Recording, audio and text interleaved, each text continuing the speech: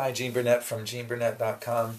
Hi, I'm just doing a little bit of little task here at home, and I thought I'd make a few videos while I did it. It's kind of a menial thing, but I just thought I'd set up a camera. I was in a talkative mood.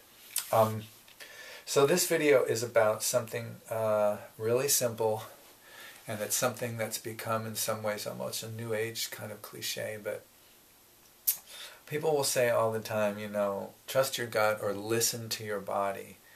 And in some cases I think it's just kind of an unexplored notion. Like, why should you listen to your body? What does your body know that you don't? And why does it know that? And how do you feel it? And how do you listen to it? What was that? A little ping. Must be a notification of some kind. How do you notice it? We all know that when we're faced in a crisis situation, a very difficult one, like maybe choosing between two cities or two jobs, or we might be under more pressure than that. We've got to make a choice right now that might affect your life or the lives of others for a long time. There's this trust your gut feeling. There's this bodily sense that I should do this, and we've all had that experience, and we've all had the experience of listening and trying to figure out which direction to go, and we don't feel anything. I mean, there's no clear message in the body, or there's just a faint one. So this is what I think. I think that the body does not know the answer to all of your problems, but I think that the body knows the direction those answers are in. In any given moment, it knows the direction that you should go to move your life forward. Now, what do I mean by the body? Because without your brain, your body is kind of useless in a way. The brain clearly coordinates a lot of what goes on in the body. But then when we say, what is the brain? There's all these levels to the brain and to consciousness. There clearly is some kind of meta-awareness, some kind of sense of mind that resides here but isn't necessarily limited to here. I'm talking strictly biological, evidence-based stuff here. I'm not talking about mystical or philosophical or religious interpretations of this. If you have one of those, great. I'm not talking about that. I'm saying that if you open up someone's head and stick an electrode in there and make them remember something, there's another part of them that says, I don't want to remember that.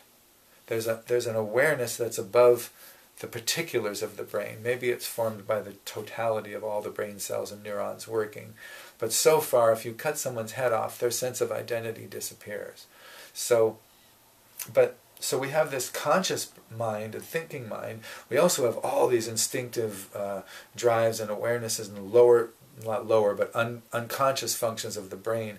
And the brain connects directly to the spinal cord. The spinal cord goes into the body. That branches out into a million different nerves that go down to every little part of you. I mean, I can affect your breathing with a pair of tweezers if I have access to your little toe.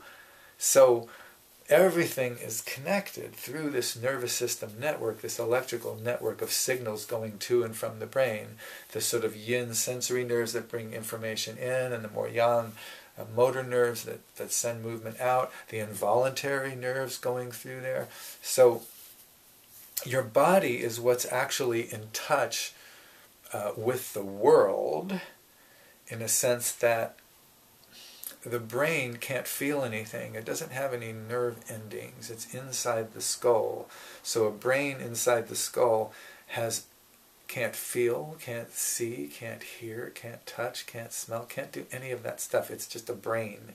So the extension of the brain, I guess you could say another part of the brain, the nervous system, that's what's in touch with the world. That's what is in contact with the physical world around us, and it's the body that brings that information on these channels back up into the brain. or into the mind, or into the sense of self. So nature has tuned these bodies to be very aware of their environment, to be very wary of danger and attracted to safety and attracted to stability and the survival needs, whatever those may be. Just like, wolves in the forest, they're very sensitive, they're very aware, they're listening for prey, they're listening for danger. They're exquisitely tuned to their environment, and we are too. It's just that we have channeled a lot of our awareness and sense of place into the social environment. So we're very aware of our social environment, who's looking at us, who's not, what people think of us online and off. But that's still an environment, and we're listening with our bodies for good matches. Like, where are my survival needs, where are my emotional needs and my personal needs going to be met? It's a deep instinct in us, I think. And also, we're looking for a match between what we feel good at and what we know how to do and a need for that thing. Because we're very social creatures. It's very solitary confinement is considered one of the worst things you can do to a social mammal like us. So we're very social. So we're looking for ways to fit into the group, to offer value for the group in return for the pleasures and safety and benefits of the group. So we're looking for a match between, in a sense, our talents, our gifts, our abilities, and the tribe, the village, the people around us. We're looking for a good match there, because to do the thing that you're best at, that you're talented in, that you enjoy doing, to help your group survive and thrive is really one of the more satisfying things that a social animal, ape like us can experience. So we really want to do that. So the body is seeking those things. The body mind, the body brain, the body nervous system is seeking those matches and seeking those that safety and those needs being met.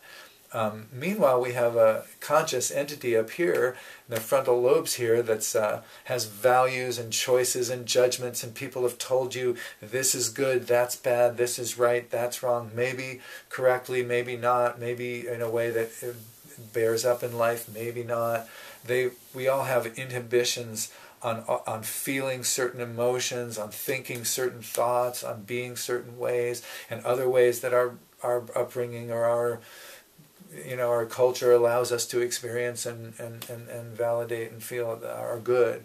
So, but your body doesn't care about that. See, my body may be, like, for instance, maybe I've got a talent to make people laugh. And so when I'm in a group, I like to offer my humor as a way to cohere a little bit with the group, offer value. They want me around. They share their food and resources with me. Maybe I'm not a great hunter, but I can sit around the fire and make everybody laugh at the end of the day. And even the hunters feel better when they've had a good laugh after that thing, so they start to share the meat with me because I'm a funny guy. Let's say I have that kind of ability. But transpose that to the future, and suppose I was raised in a very strict kind of achievement-oriented household where my parents were both lawyers and their parents and grandparents were all lawyers, and they all came from a lawyer family, and law is pretty much the most honorable and best and goodest and truest and most lucrative profession that you should go in, and it's just assumed that I'm going to be a lawyer. So my body wants to make people laugh. My body wants to fill that need with this talent. My body knows that that is a route towards, a biological route towards my survival needs.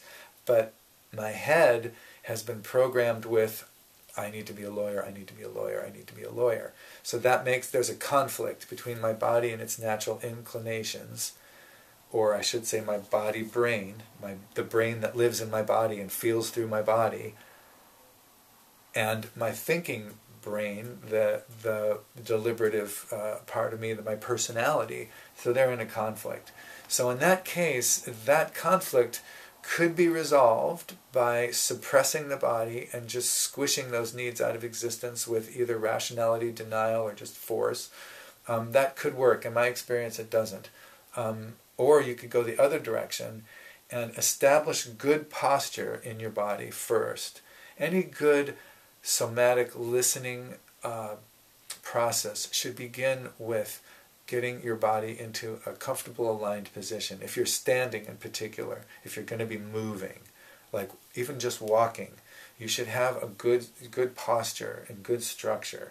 And your muscles should be relatively relaxed so that, like for instance, if I'm sitting here cross-legged and I'm reasonably flexible and my back is upright, then I can sit here a lot longer and I can really listen to my body without discomfort and pain. If I'm slumped over like this with my head forward and I'm talking like this, then my throat is tight, I'm going to feel pain here, numbness. It's going to be very distracting. I'm just not going to feel, what I'm going to be listening to is postural pain. So if you have good posture and the muscles that are flexible enough, and the muscles that are strong enough, that need to be strong are strong enough to maintain this position in a comfortable way, then I think you can kind of open the joints a little bit and listen with your sensory nerves. In other words, tune into your sensory nerves and listen to the signals that they're constantly sending, which is how tight things are, how cold things are, how firm things are, how tender, how relaxed, how strong, how weak. They'll tell you all that information. They're there. If you tune in, you start hearing it. So then you can listen to your body and feel what is this part of your life down here? What does this want to do? And then you can decide, practically, is that something to do? I mean, giving up a career as a lawyer to be a stand-up comedian is an economically, socially, psychologically risky thing to do. I'm not saying that's the answer. The answer might be that you carve yourself out of your week 2 days a week to go to open mics and to work on new material and have comedy be a part of your life. You can do that because you've got kids and a mortgage and you cannot afford to just trash all that or risk all that and be a comedian. But your body wants some expression of that self. Your body wants some expression of those talents for that to that need. And I think it's valuable to do that because the body doesn't, and it will move your life forward. At least in my experience anyway. I've been doing this for years.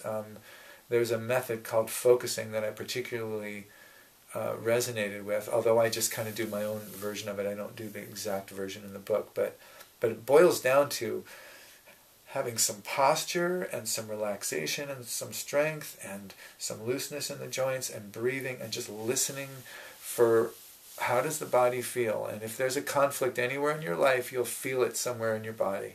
And you can listen to that area and ask yourself, what's this about? What's this about?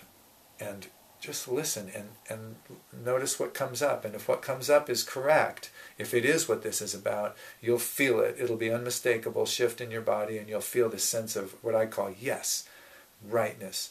Like if you're thinking about which way to go, should I keep this job? And you notice the feeling there. Should I leave this job? And your feeling there says yes. And you go, wait a second, is that just relief from the negatives, or is there really something? You have to keep asking and keep listening.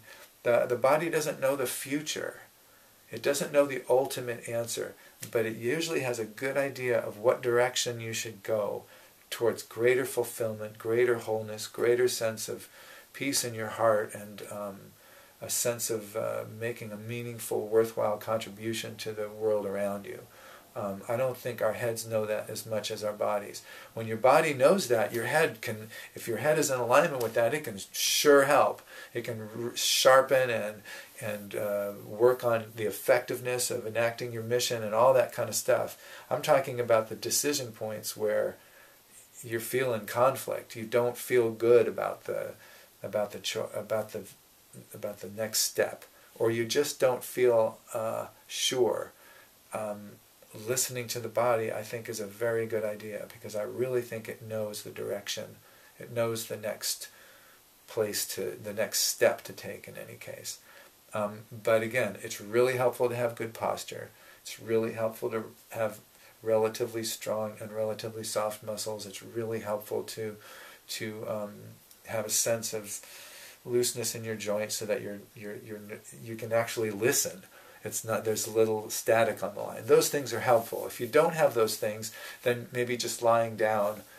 Anyone can do this. I'm just talking about kind of optimal. It's really helpful for me to listen to this, to not be focused on things that hurt, but just be focused on, have decent posture and be able to just listen to my soft tissue, which is going to reveal conflicts more. Because anywhere you're in a conflict, muscles tense up.